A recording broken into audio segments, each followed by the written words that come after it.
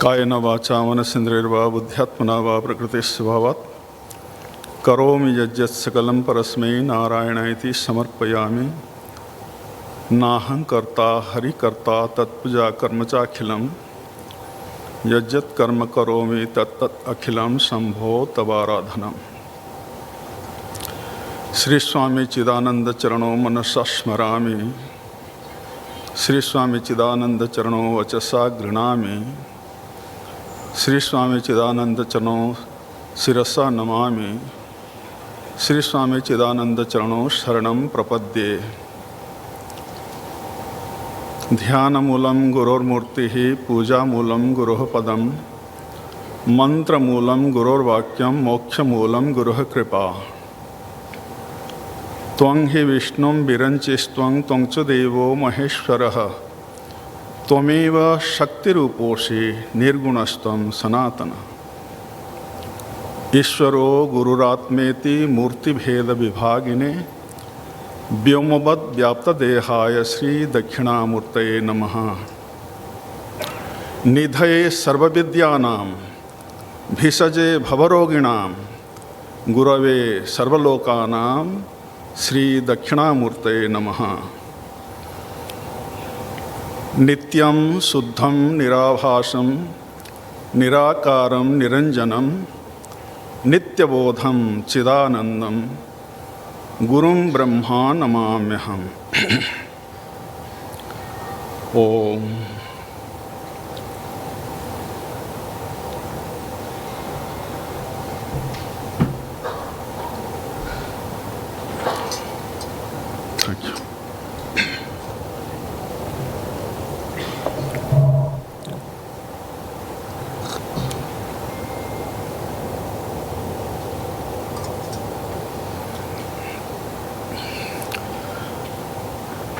आइए थोड़ा दिव्य नाम स्मरण करते हुए आगे बढ़ेंगे।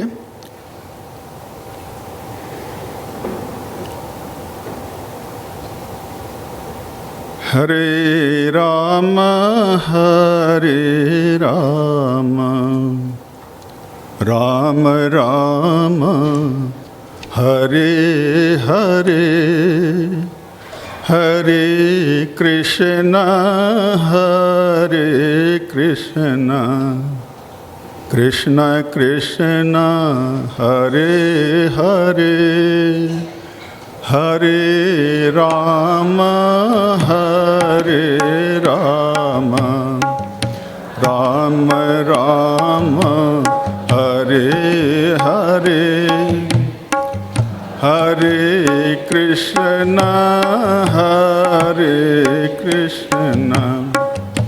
कृष्ण कृष्ण हरे हरे हरे राम राम राम हरे हरे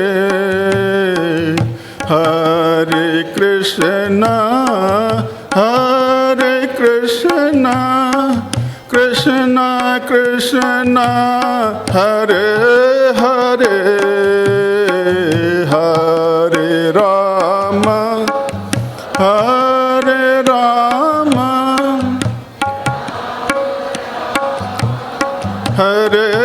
हरे हरे कृष्ण कृष्ण कृष्ण हरे हरे हरे राम राम राम हरे हरे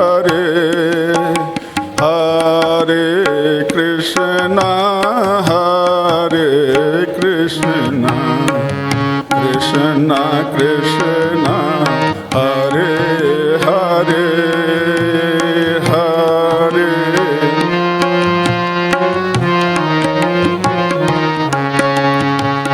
राम राम हरे हरे हरे कृष्ण कृष्ण कृष्ण हरे हरे हरे राम हरे राम राम राम हरे हरे हरे कृष्ण कृष्ण कृष्ण हरे हरे हरे हरे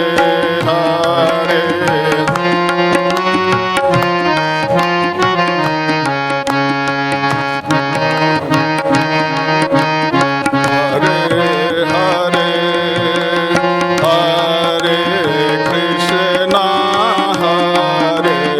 कृष्ण कृष्ण कृष्ण हरे हरे राम राम हरे हरे कृष्ण कृष्ण हरे हरे राम राम हरे हरे कृष्ण कृष्ण हरे सच्चिदानंद भगवान की जय। सद्गुरु स्वामी शिवानंद जी महाराज की जय। सद्गुरु स्वामी चिदानंद जी महाराज की, सब संतन की, सब भक्तों की, आज के आनंद की, दिव्य जीवन संघ बड़ोदरा शाखा के अमृत महोत्सव की। नमो नमः श्री गुरुपादुकाभ्याम। परमपिता परमात्मा के दिव्य चरणों में प्रणाम।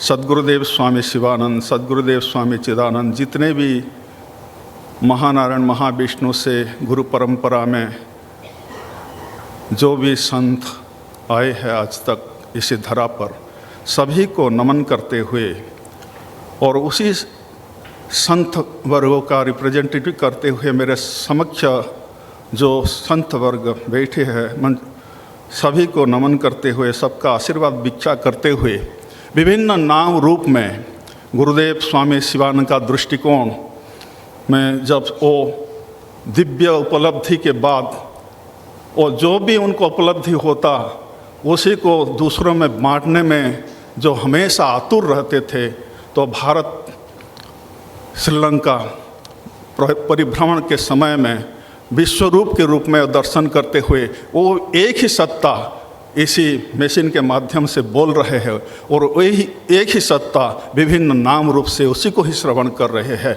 इसी भाव के साथ सभी को ओम नमो नारायण। गुरुदेव, हम बड़े सौभाग्यशाली है, ऐसा एक दिव्य और भव्य महोत्सव जो मना रहे हैं, इसी में शामिल होने का, इसी में सेवा करने का हमको सौभाग्य प्राप्त हुई है। जिसी का प्रशंसा करते हुए हमारे ग्रंथ, हमारे संत थकते नहीं, वो सब दुर्लभ वस्तु हमको प्राप्ति हुई है। सृष्टि की सर्वश्रेष्ठ सृष्टि माना गया है मानव को, मानव जन्म मिला हमको। मानव जन्म को सार्थक बनाने के लिए जो मार्गदर्शक आचार्य हमको मिले हैं, गुरु हमको मिले हैं, मनुष्यत्म और मानव जन्म का जो उद्देश्य, उनसे जो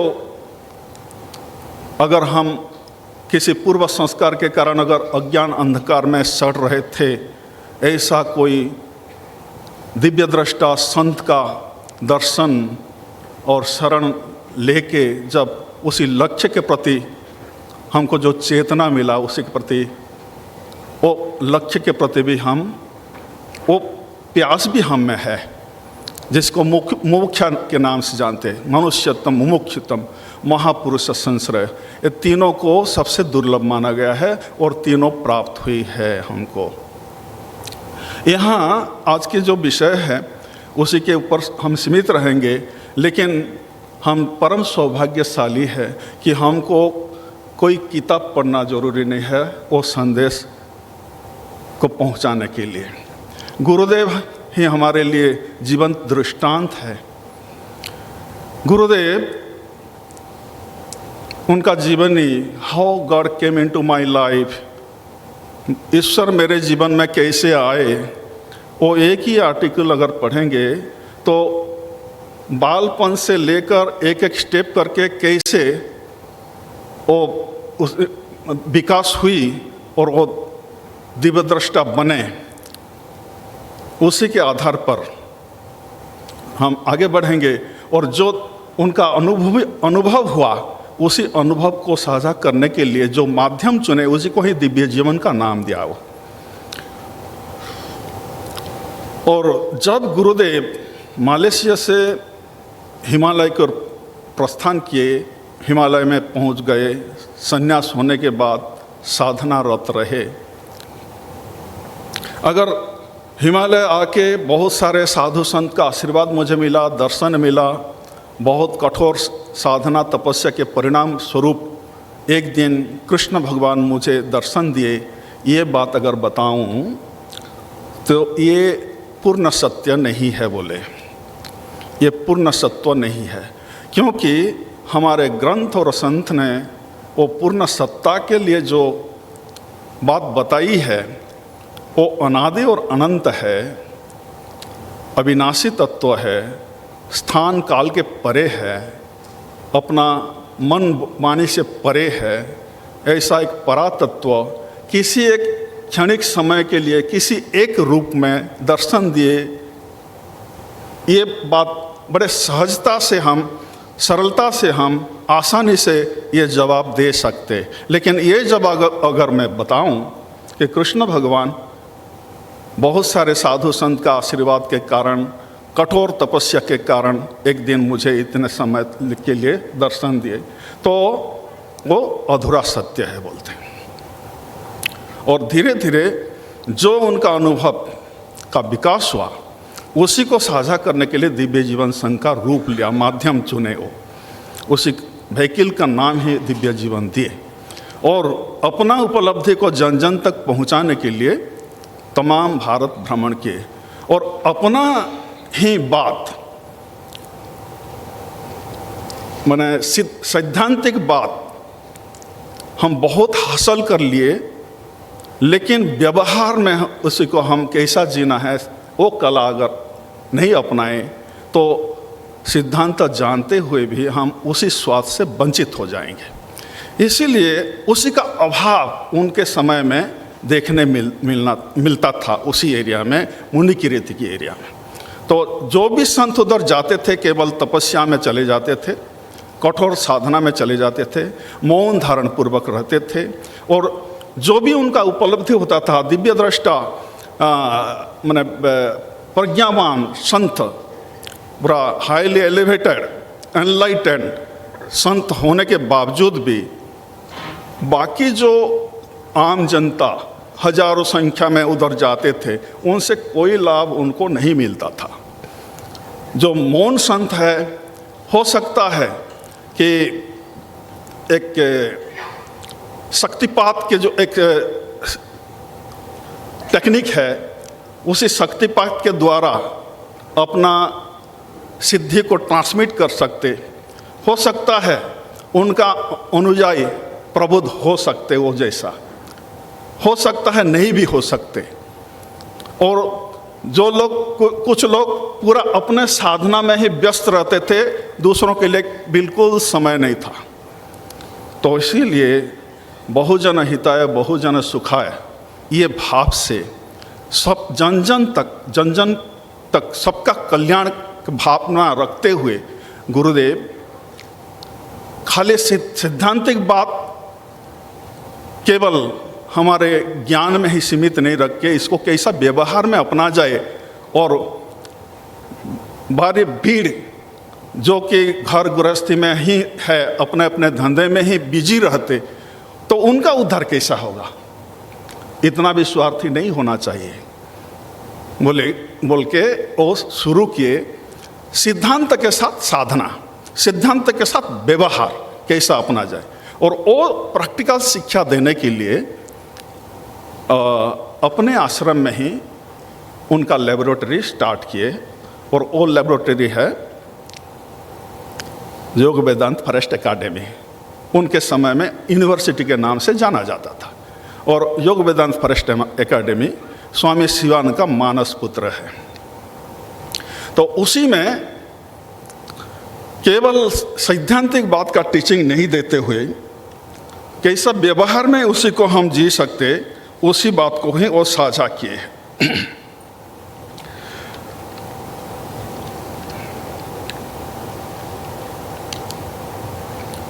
योग अभ्यास करने के लिए जो लोग इच्छुक होते, जनरली एक क्रम हम देखने मिलता, पहले कर्म योग, बाद में भक्ति योग, उसके बाद राजयोग, और उसके बाद ज्ञान योग, ये धारा देखने मिलता।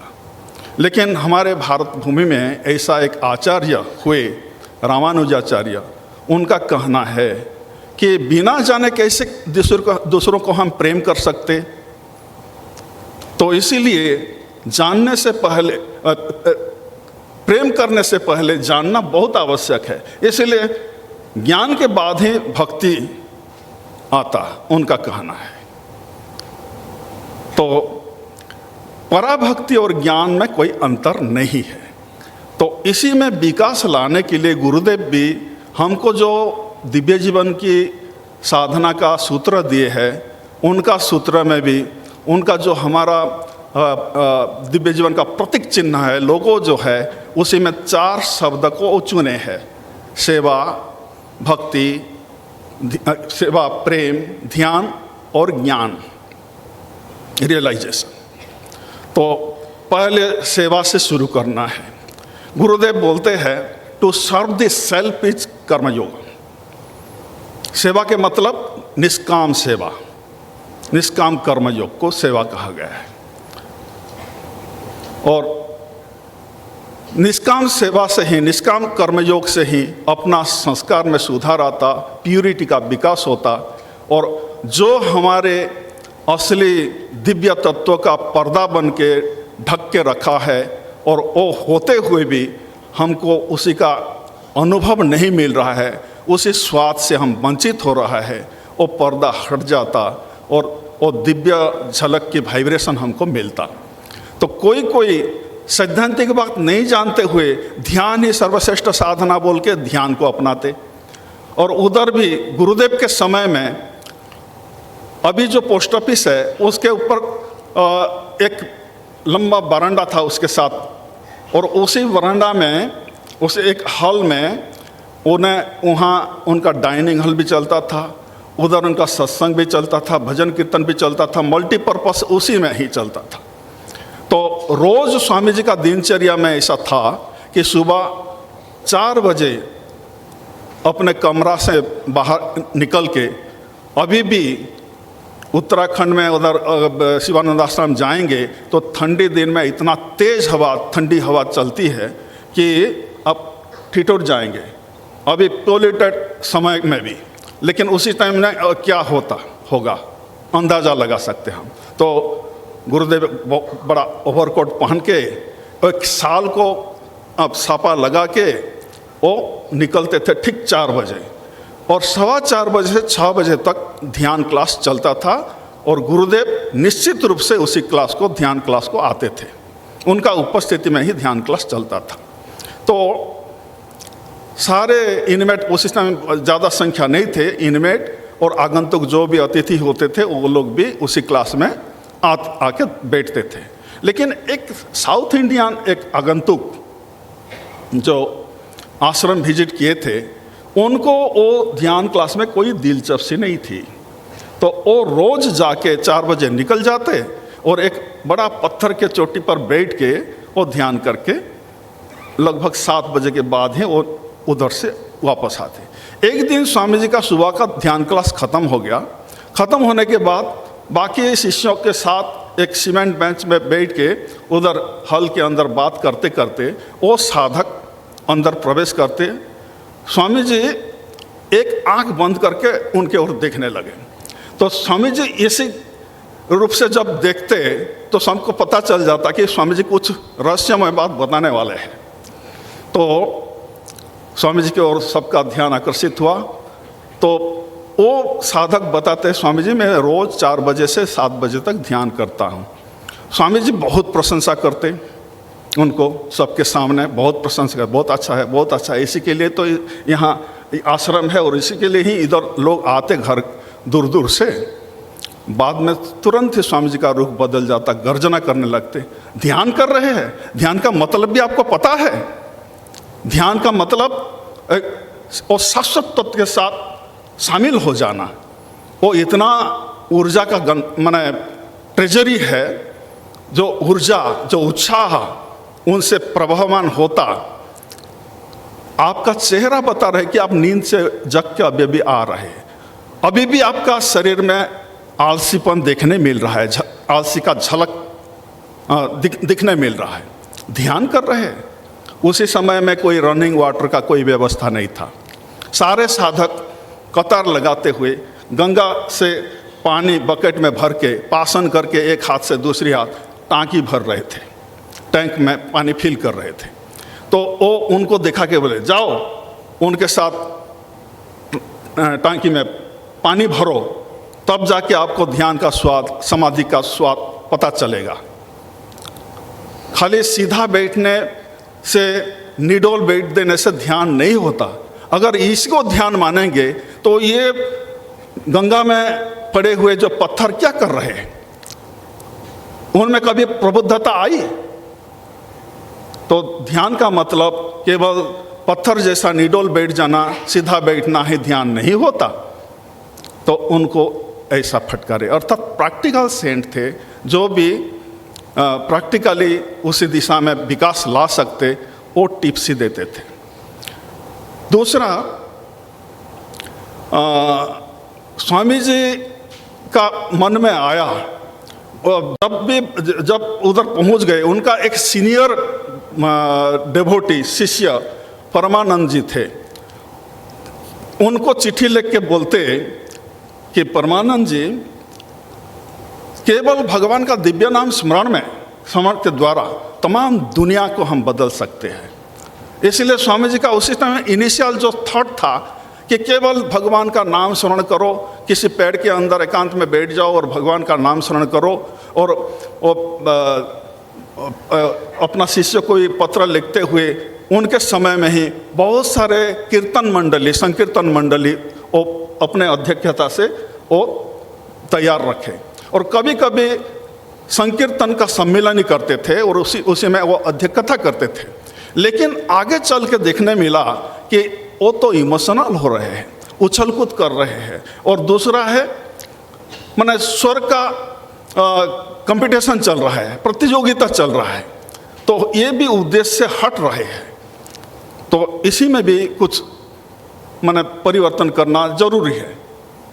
तो इसीलिए स्वामी जी ये सब को अनुध्यान करके केवल सैद्धांतिक विचार में भर जाना भी हमको लक्ष्य तक पहुंचाना आसान नहीं होगा कि मैं बहुत जानता हूं, ये भी अहंकार का कारण हो सकता है जो कि मुख्य प्रतिबंध के रूप में आ जाएगा। केवल योग के नाम से हम ध्यान में बैठेंगे, समाधि का स्वाद लेंगे बोल के अगर करेंगे, लेकिन अपना आत्म सुधार के लिए कुछ भी कदम नहीं उठाएंगे, तब भी हमारा मल तो भरा पड़ा रहेगा। तो ध्यान में भी हम लक्ष्य हासिल नहीं कर सकते, केवल ध्यान के द्वारा भी लक्ष्य हासिल नहीं कर सकते। दिव्य नाम की सतत स्मरण के द्वारा भगवान का लक्ष्य, अपना जीवन का लक्ष्य तो हासिल कर सकते, लेकिन इसी को भी अगर प्रतियोगिता के स्पिरिट में लेंगे, उछल कूद करेंगे, जरूर इसी में उल्लास आता, उसी में तन्मयता आते, लेकिन ये बहुत बिरले व्यक्ति में ही ऐसा तन्मयता, मैंने भगवान के नाम में विभोर हो जाना, ये हो सकता, सबके लिए नहीं हो सकता। तो इसीलिए गुरुदेव एक सामान्य योग का सोच विचार शुरू करके वो एकेडमी में उसी धारा में टीचिंग देना शुरू किए। उनका 1950 में जब ऑल इंडिया टूर किए, उसी समय में जब बनारस पहुँचे, बनारस में एक गुरुकुल का विद्यार्थियों को वो मुलाकात करते वक्त एक विद्यार्थी स्वामी जी को संस्कृत में संभाषण करते, संस्कृत में पूछते। स्वामी जी उनको जवाब दिए फ्रेंच में, फ्रेंच लैंग्वेज में। तो मैं कहता, अच्छा मने क्या है, आप में से कितने लोग समझे ये बात? मैं अभी जो बात बोला, ये शब्द आपने सुना, कितने लोग समझे? तो स्वामी जी का कहना है कि जो हम भाषा जानते हैं वो भाषा प्रदर्शन के लिए नहीं है, संभाषण के लिए है। अपना मनोभाव को दूसरों तक पहुंचाने के लिए ये माध्यम चुनते हैं भाषा का। अपना विद्वत्ता का प्रदर्शन करने के लिए भाषा नहीं बोला जाता। तो इसीलिए गुरुदेव सामान्य योग को अपनाए, और सामान्य योग से ही एक तो अभी स्वामी जी जो बता रहे थे, 3 प्रतिबंध जो अपना आध्यात्मिक यात्रा में अंतराय बनता, उसी अंतराय को दूर करने के लिए सेवा योग जरूरी है। मल को दूर करने के लिए, विक्षेप को दूर करने के लिए राजयोग का प्राणायाम या भगवान का उपासना को हम अपनाते हुए एकाग्रता का अभ्यास कर सकते। और मैं कौन हूँ, अपना असली, गुरुदेव भी ये जो सामान्य योग का संदेश देते हुए बहुत सरलता से, हम सौभाग्यशाली है, अपना दिमाग चलाने का आवश्यक नहीं है, वो सामान्य योग के बारे में कितना सुंदर सरल भाव से हमको बताते हैं। Eat a little, drink a little, talk a little, sleep a little, mix a little, move a little, serve a little, rest a little, work a little, relax a little, study a little, worship a little, do asana a little, pranayam a little, reflect a little, do kirtan a little, write mantra a little, have satsang a little, serve, love, give, purify, meditate, realize, be good, do good, be kind, be compassionate, inquire who am I, know the self, and be free. This is your duty, foremost duty, therefore you do it now, do not postpone. So says गुरुदेव। गुरुदेव इसी को अपना संदेश के बाद इसी को गा के भी सुनाते थे, जिसको याद रखना सबके लिए आसान हो जाता था। और गुरुदेव का अपना संदेश का ये सार निचोड़ है, ये सार निचोड़ है। और जो त्रिशूल के बाद स्वामी जी बताए, वो त्रिशूल हम सब लोग बाय हार्ट किए हैं। और उसी को संक्षेप में हमारे समाधि मंदिर में सामने में 2 फ्रेज लिखा गया है, बी गुड डू गुड, भले बनो भले करो। गुरुदेव का ये सार निचोड़ उपदेश है। लेकिन ये उपदेश गुरु से हम सुने, और हम क्या कर रहे हैं शिष्य लोग? बी गुड डू गुड हम भी बोल रहे हैं, दूसरों को सुना रहे हैं। जो हमसे सुना वो भी क्या बोल रहे हैं? Be good do good. तो करने वाला कौन है? बनने वाला कौन है?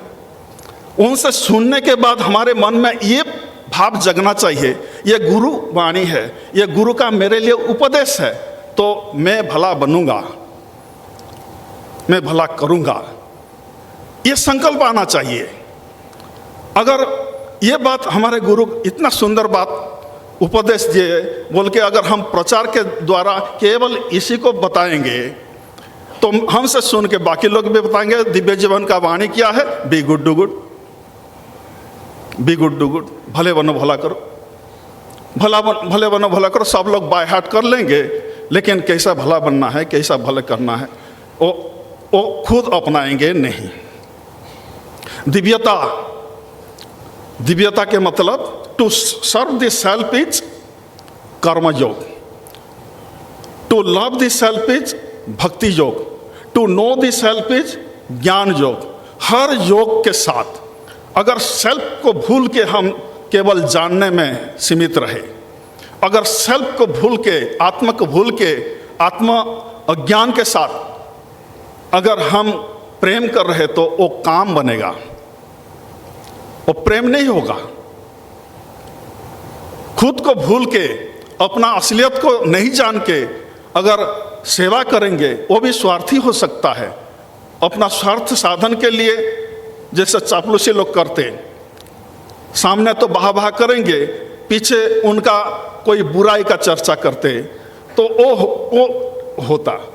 तो इसीलिए हमको हमेशा गुरुदेव दिव्य जीवन जीने के लिए जो सूत्र हमको दिया है, उसी सूत्र के आधार पर हम जीवन बनाना चाहिए। और भगवान के दिव्य नाम के वो 3 सूत्र गुरुदेव अभी बता रहे थे, 500 से ज़्यादा ग्रंथ स्वामी जी ने लिखा है। लेकिन अगर हम वो ग्रंथ को एक के बाद दूसरा पढ़ते जाएंगे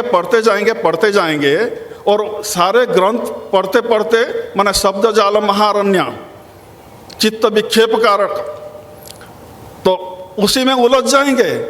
फिर प्रैक्टिकली क्या करना है, कितने मात्रा में कब अपनाना है, वो अगर नहीं जानेंगे तो कैसे होगा।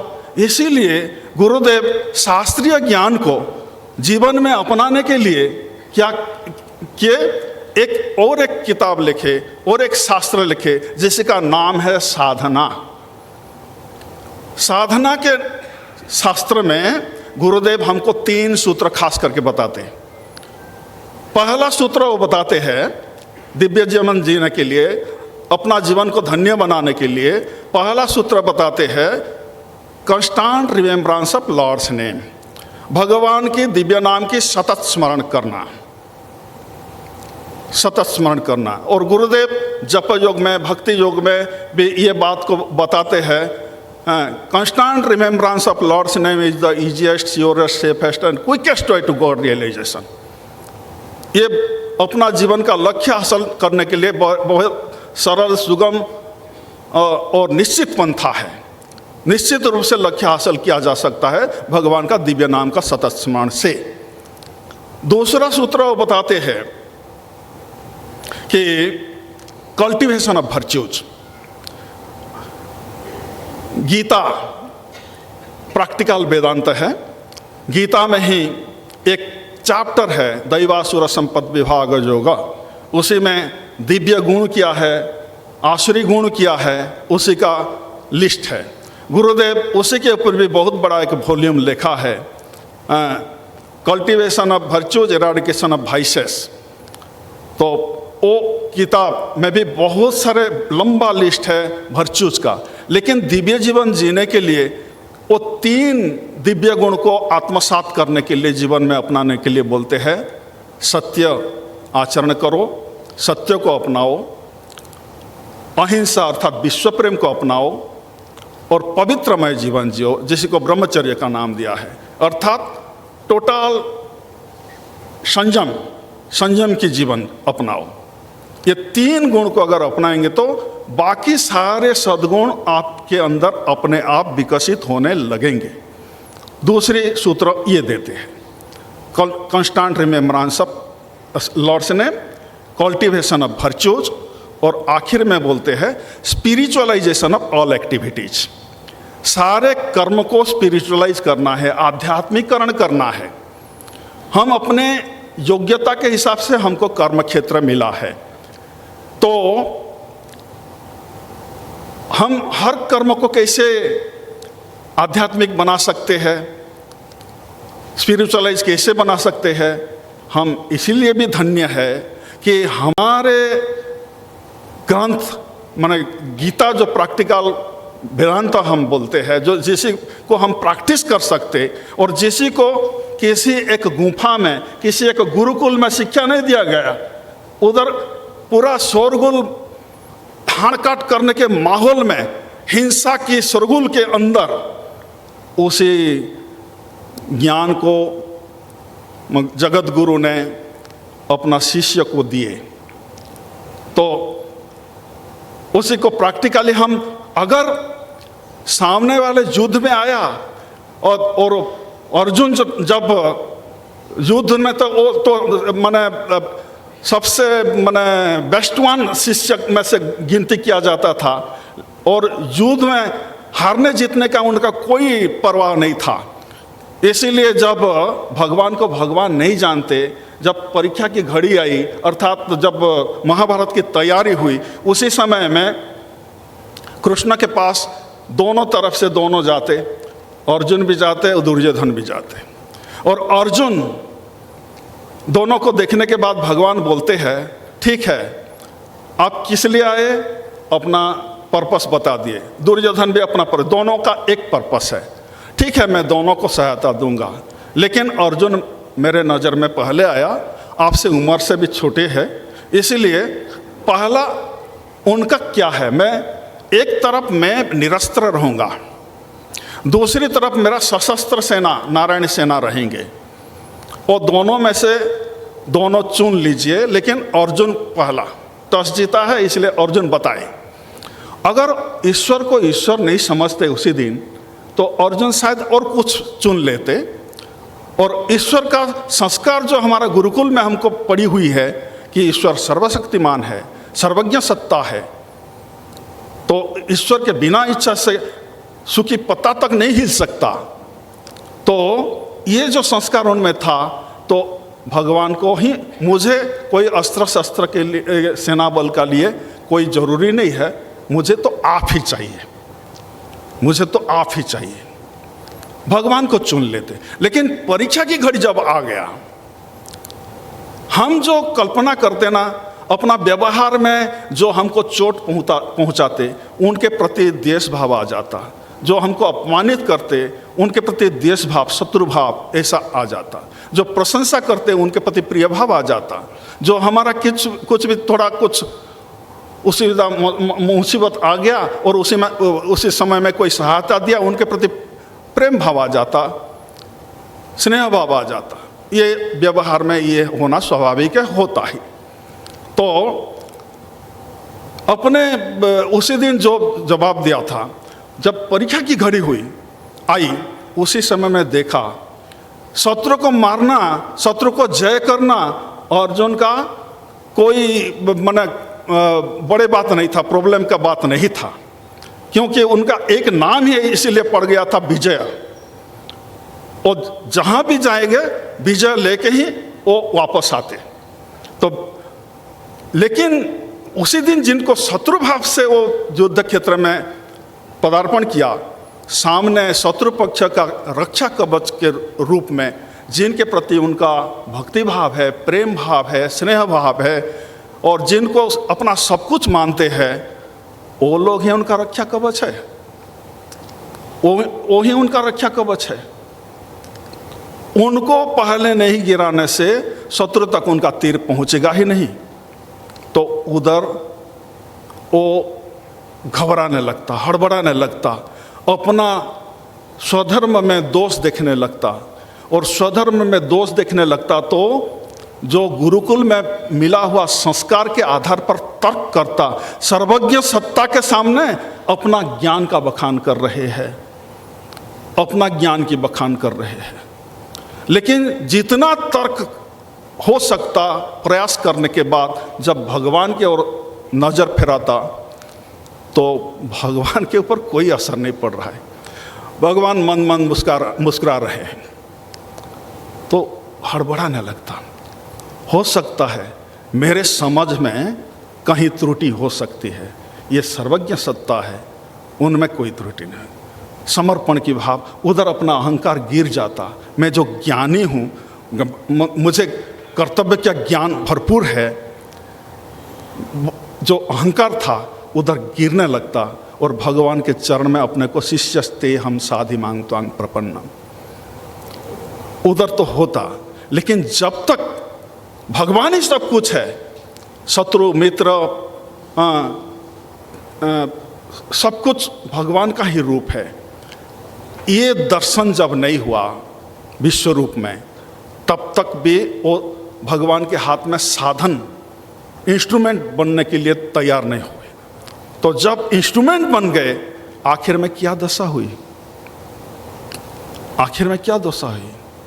नष्टो मोहम श्रुतिर्लब्धा त्वत्प्रसादान मयाच्युत स्थितोस्मि गत संदेह करिष्ये वचनम तव। मेरा मोह नष्ट हो गया, संदेह जो था, सारे संशय मेरा छेदन हो गया है। नष्ट मोह श्रुतिर्लब्धा त्वत्प्रसादान मयाच्युत। आपके कृपा रूपी प्रसाद, आशीर्वाद रूपी प्रसाद से मेरा सारे संशय दूरीभूत हो गया है। करिष्ये वचनम तव। अभी अपना सोच विचार मैं खुद जानता हूँ, ये भाव जब गिर गया तो भगवान के साधन के रूप में, भगवान जो भी कल ज्ञानवत्सल महाराज बता रहे थे ना, किसी छोटा उम्र वाले, उनको भगवान जो भी होता है भगवान की इच्छा से होता है। ये इसी को अगर आत्मसात कर लेंगे, इसी के आधार पर अगर जिएंगे, हर हाल में वो खुश है। इसीलिए गुरुदेव भी, उनका भी उपलब्धि, वो स्थिति भी ऐसा ही थी। इसीलिए वो गाते थे, चिदानंद चिदानंद चिदानंद हूँ, हर हाल में अलमस्त सच्चिदानंद हूँ, अजरानंद मरानंद चलानंद हूँ, नित्य शुद्ध सिद्ध सच्चिदानंद हूँ, चिदानंद चिदानंद चिदानंद हूँ, हर हाल में अलमस्त सच्चिदानंद हूँ। उनका जीवन में ही हमको बता दिए। एक दिन उनका जीवन में सत्संग में कोई एक अर्ध पागल कुल्हाड़ी में उनको प्रहार करने के लिए आया, लेकिन गुरुदेव उनके प्रति क्या व्यवहार किए। अगर उनके प्रति शत्रुभाव होता तो गुरुदेव स्वामी शिवानंद को, स्वामी शिवानंद का नाम सुन के दुनिया झुक जाता क्यों? ये जो डिवाइन लाइफ का ब्रांच हम देख रहे हैं, एक्चुअली गुरुदेव स्वामी शिवानंद का ओरिजिनल ब्रांच क्या है?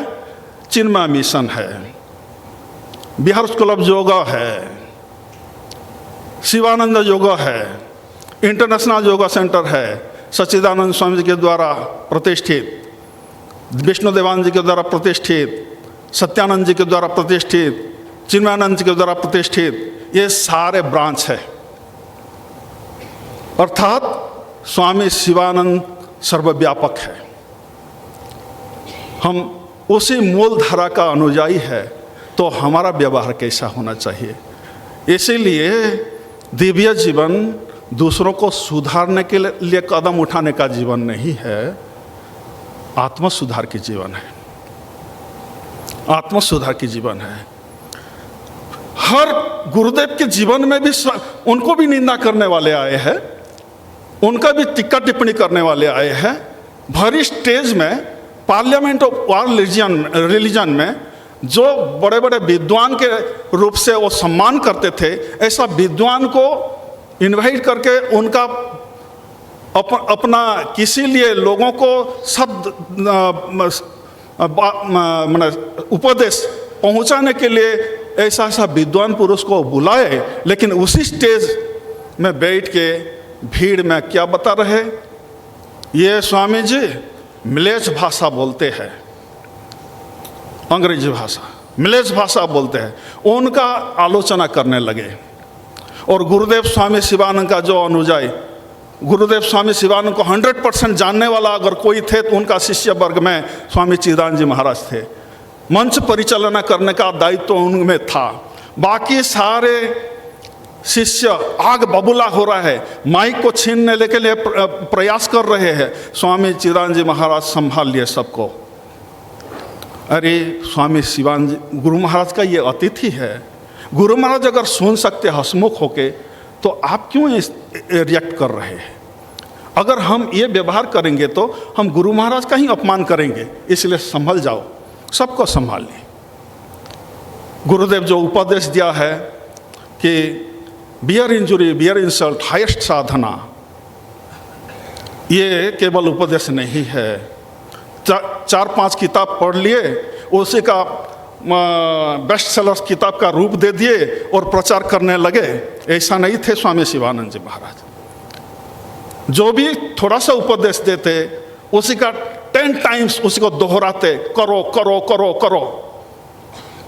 प्रैक्टिस के ऊपर ज़्यादा जोर दिए हैं। अगर हम ऐसा दिव्य संदेश अपने जीवन में, ऐसा दिव्य गुरु पाने के बावजूद हम कहाँ हैं? ऐसा प्रतिकूल परिवेश जब हमारे सामने आ रहे हैं, उसी समय में एक मौका है कि खुद कहाँ है जानने के लिए। और वो मौका जो दे रहे हैं, हमारे आध्यात्मिक पहुंच कहाँ है जानने के लिए, अगर वो मौका जो दे रहे हैं, चाहे हमको भरी भीड़ में हमको अपमानित भी कर रहे हैं, तो ये भाव अगर हम पोषण करेंगे तो हमारा व्यवहार उनके प्रति कैसा होगा।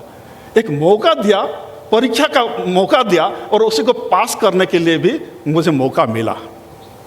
वाह करने से तो हम बहुत खुश हो जाते, लेकिन कोई अगर हमारे विरोध में अगर बोले तो चेहरा कैसा बन जाता हमारा, उनके प्रति भाव कैसा आता हमारा। इसलिए अपना भाव को हम ही जान सकते। कल्टीवेशन ऑफ वर्च्यूज, ये सारे सद्गुण एक एकांत गुफा में कल्टीवेशन नहीं किया जा सकता। व्यवहार में रहते हुए, भीड़ में रहते हुए ही ये हो सकता। इसलिए दिव्य जीवन व्यवहारिक तौर पर सबके लिए है। घर गृहस्थी सबके लिए दिव्य जीवन है, तो सब लोग इसी का मौका ले सकते। तो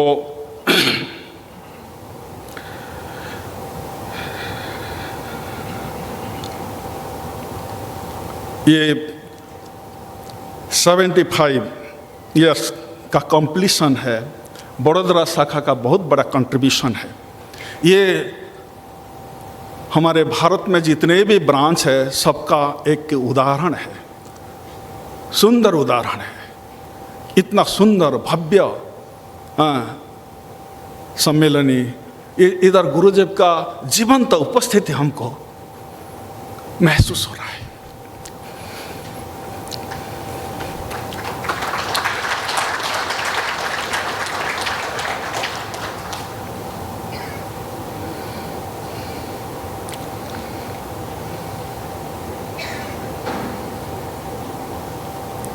ये अमृत महोत्सव के साथ संयुक्त यह डिवाइन लाइफ सम्मेलन गुरुदेव स्वामी शिवानंद जी महाराज के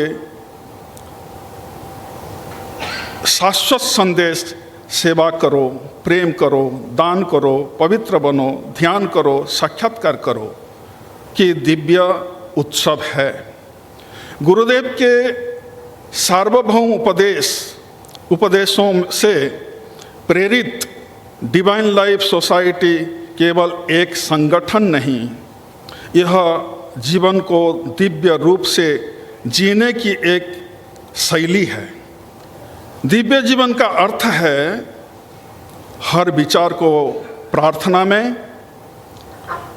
हर कर्म को पूजा में और हर श्वास को भगवान के स्मरण में परिवर्तित कर देना। इस आधुनिक युग की अशांति और अव्यवस्था के बीच यह सम्मेलन प्रत्येक हृदय में आस्था, शिष्टाचार और निस्वार्थ सेवा की ज्वाला को पुनः प्रज्वलित करे। प्रत्येक सहभागी यह संकल्प लें, एक सरल, पवित्र और आध्यात्मिक आकांक्षा से पूर्ण जीवन जीने का, जो प्रेम, शांति और मधुरता का प्रकाश बिखेरता है। गुजरात का प्रत्येक घर एक लघु आश्रम बने, जहाँ साधना, सेवा और सत्संग दैनिक जीवन का अंग बन जाए। ऐसे ही गुरुदेव के उपदेश का दिव्य प्रकाश अनेक हृदयों को आलोकित कर समाज में शांति और समन्वय का प्रसार करेगा। गुरुदेव स्वामी शिवानंद जी और गुरुदेव स्वामी चिदानंद जी की दिव्य कृपा इस सम्मेलन के सभी आयोजकों और भक्तों पर बनी रहे, यही हमारे हार्दिक प्रार्थना है।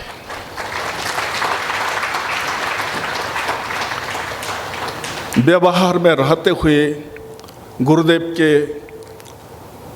अहेतु की कृपा से हमको ऐसा भी एक अपना व्यस्त कर्ममय जीवन में रहते हुए भी दिव्यता की संदेश बेफिटिंग मैनर में जन जन तक पहुंचाने के लिए यहाँ एक जीवंत चलता फिरता जिंदा एक दृष्टांत इधर है।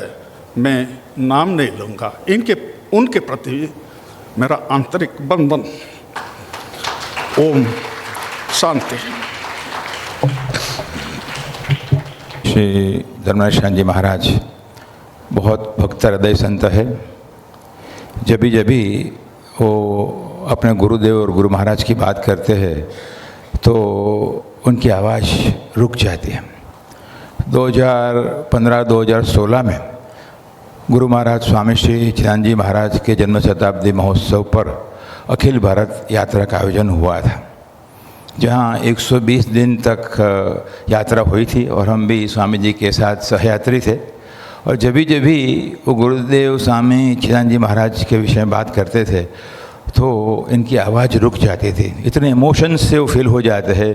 तो गुरु भक्ति जिसको हम कहते हैं, इनके जीवन में हम चरितार्थ हुए देखते हैं। समय का कुछ अवकाश स्वामी जी ने छोड़ा है तो 2 मिनट के लिए कुछ बात करना चाहूँगा, क्योंकि आज का विषय बहुत महत्व का था। स्वामी शिवानंद जी महाराज का मध्यवर्ती उपदेश इंटीग्रल योगा समन्वय योग है, इसके विषय में सिंपोजियम है और बड़े स्वामी जी भी मार्गदर्शन करने वाले हैं। तो अपने त्यागवारायण स्वामी जी ने बहुत सुंदर बातें बताई, और जिसको गुजराती में चकली बोलते हैं, इंग्लिश में स्पैरो बोलते हैं, तो मुझे ही मालूम नहीं था हिंदी क्या है। तो मैंने देखा इसमें गौरैया ऐसा बोलते हैं हिंदी में, ये बहुत मालूम किसी को नहीं है। और स्वामी जी ने बताया कि वो मतलब चल बसी ऐसे, तो आज भी वो एंडेंजर्ड स्पीसीज़ है हमारे ज्ञान की वजह से, वो भी एक विज्ञान की समस्या है। तो स्वामी जी ने जो बताया कि जैसे ज्ञान रहित होकर सेवा भक्ति किया तो नुकसान हुआ, इसी बात को हमारे गुरु महाराज चिदानंद स्वामी जी महाराज अपने गीता विजन पुस्तक में बहुत सुंदर शब्द में कहते हैं, wisdom field action and action oriented knowledge. अगर इतने शब्दों को ही हम समझ पाए ठीक से तो भगवत गीता का और समन्वय योग का पूरा सार हमने समझ लिया कि विजडम फील्ड एक्शन, हमारे कर्म ऐसे हो जिसमें ज्ञान सम्मिलित हो, और एक्शन ओरिएंटेड नॉलेज, अगर ज्ञान हमने संपादन किया, अगर वो उसको कार्यान्वित नहीं कर सकते हैं तो इसकी उपयोगिता नहीं है। स्वामी जी ने बताया कि वो ज्ञान भक्ति कर्म का त्रिशूल की बात बताई, तो इसको इस दृष्टि से भी हम देख सकते हैं कि स्वामी जी महाराज मुख्य रूप से शंकराचार्य जी महाराज के शिष्य थे। इन्होंने भगवत गीता आदि के ऊपर जो किताब लिखा है, इसमें शांकर भाष्य ही आपको मिलेगा। फिर भी इनके उपदेश में हम कह सकते हैं कि केवल अद्वैत, विशिष्ट अद्वैत, शुद्ध अद्वैत और द्वैत, इस सभी संप्रदाय के कुछ विचार और कुछ आदर्श को इतनी अच्छी तरह से इन्होंने सम्मिलित किया है। ये भी मैं समझता हूँ कि समन्वय योग की एक परिभाषा का एक और इनकी अभिव्यक्ति है। और स्वामी जी ने आखिर में बहुत सुंदर बताया कि ये सब करते हुए परातत्व जो है, जो सर्वव्यापक है, हमारे अंतःकरण में भी है, इसकी हमें अपरोक्षानुभूति हो, यही इसकी कल्मिनेशन है।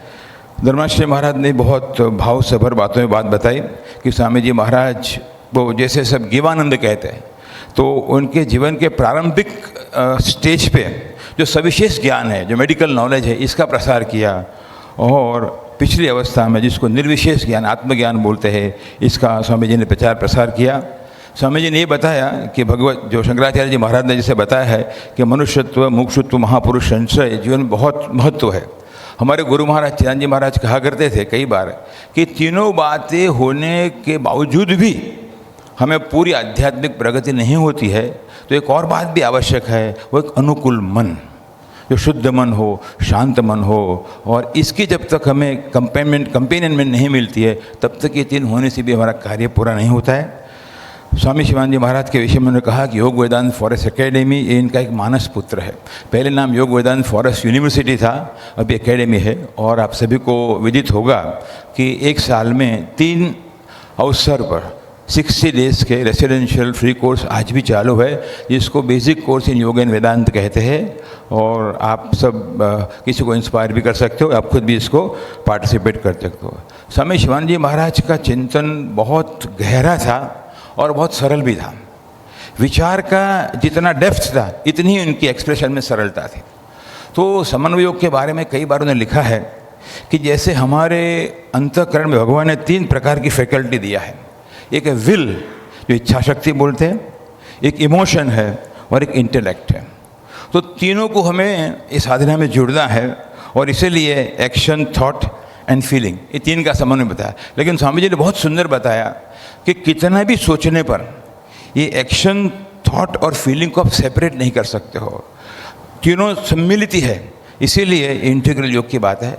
और इनका इतना गहरा चिंतन है, मैंने वो किताब पढ़ा है ब्लिस डिवाइन, उसमें लिखा है कि knowledge is love in concentrated essence.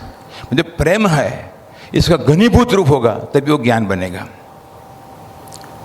Love is knowledge in diffusive expression. जो हमारा ज्ञान है, आत्मज्ञान है, ऐक्य का ज्ञान है, और व्यवहार में जब होगा तब प्रेम में व्यक्त होगा। And service is love express through action.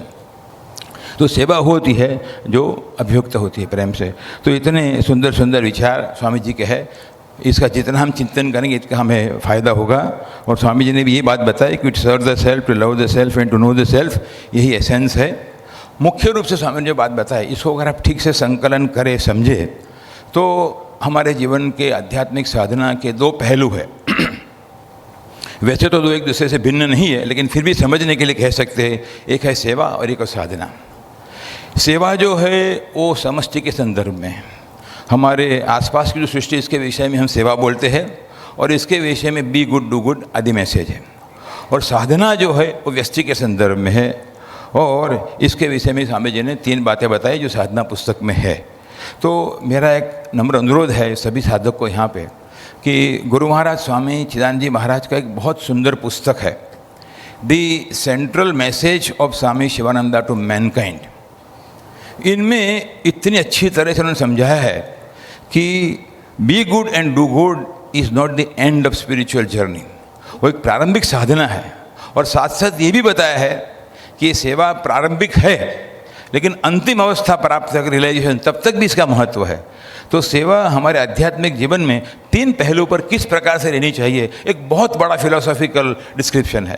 तो अगर आपने नहीं पढ़ा है तो अवश्य इस किताब को पढ़िए, बहुत छोटी सी है, the central message of Swami Shivananda to mankind. इसमें बताया है कि सर्ल of this being good and doing good is not just the preliminary but it last till the end of the sadhana. तो एक बहुत सुंदर विषय है, इसका भी हम करेंगे। और स्वामी जी ने आखिर में बताया कि शोक और मोह की निवृत्ति यही हमारे समन्वय योग की फलश्रुति है। तो कुछ समय था तो ये मैंने ऐसा अवसर लिया, किसी बात को, गुरुदेव की बात को थोड़ा फिर से दोहराने का प्रयत्न किया। और फिर से एक और बार स्वामी धर्मेश्वर जी महाराज जो हमारे योगा टीचर भी है, एक हमारे आध्यात्मिक बंधु भी है, और विशेष रूप से उन्होंने बहुत प्रेम रखा है मुझ पर, सभी पर रखा है। लेकिन जहाँ जब यात्रा में हम गए 120 दिन तक, हमेशा मैं इनके साथ ही रहता था, एक ही कमरे में हम रहते थे। तो एक आध्यात्मिक बंधुत्व का भी भाव है, सन्यासी का भी भाव है। तो स्वामी जी को प्रणाम करता हूँ